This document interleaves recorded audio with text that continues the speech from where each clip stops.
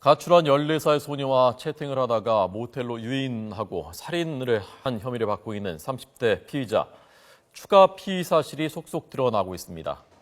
저희 YTN이 특종 보도를 했었던 사건입니다.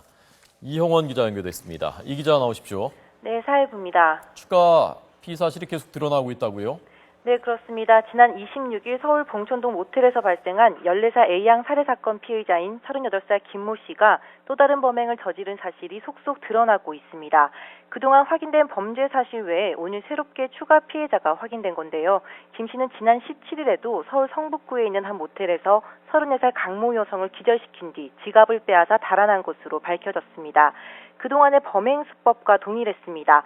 성매매 목적으로 모텔에서 만난 여성에게 마취제를 쓰고 목을 조른 뒤 현금을 훔친 겁니다.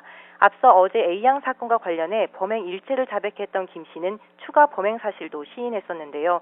지난 11일 서울 서초동에 있는 한 모텔에서 성매매 목적으로 만난 여성을 목 졸라 기절시켰다는 겁니다. 당시 김 씨는 조건 만남을 가진 23살 문모 양을 동일한 수법으로 기절시킨 뒤 현금 30만 원을 빼앗아 달아난 것으로 확인됐습니다. 봉천동에서 숨진 A양과 서초동 모텔 문모 양, 도남동 모텔 강모 여성까지 현재까지 드러난 피해자만 3명에 달합니다. 네.